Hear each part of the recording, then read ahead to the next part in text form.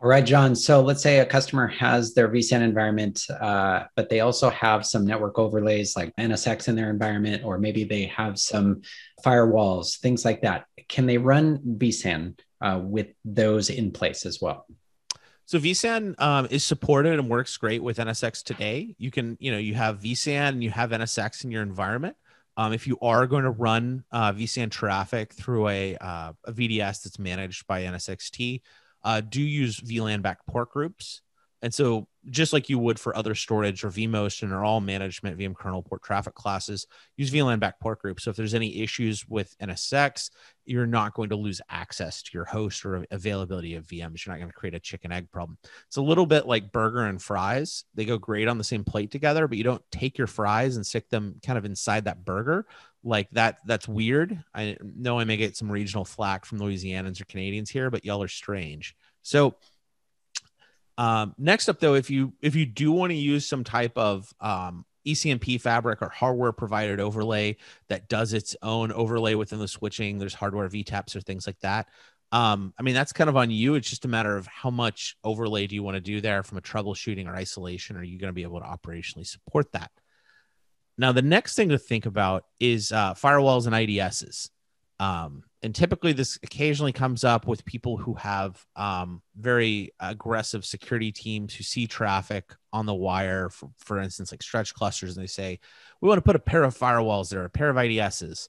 And I've kind of got one quick response, and that's stop. Please stop. Don't run storage traffic through a firewall. Don't run it through an IDS. You wouldn't do this to ISCS. You wouldn't do this at NFS. Don't do it to vSAN.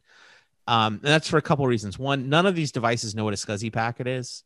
And at the end of the day, you're probably going to introduce significant performance problems. They're not designed for, near the scale that layer 3 switches are.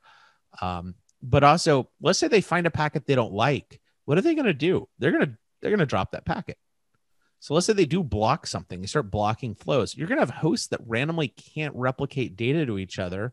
And even outside of vSAN ISCSI, you have the same problem. You'd have APD issues there. You're going to crash your storage network with weird network errors that you can't readily diagnose or have visibility to. This is, at best, you're just going to have performance problems. At worst, you're going to crash your entire cluster. So I don't think I've ever put anywhere on docs.vmware a support statement that says don't put a firewall or an IDS in the middle of your storage network. But this is kind of one of those things I feel like assumed we didn't need to say, like, don't put peanut butter and jelly in your servers.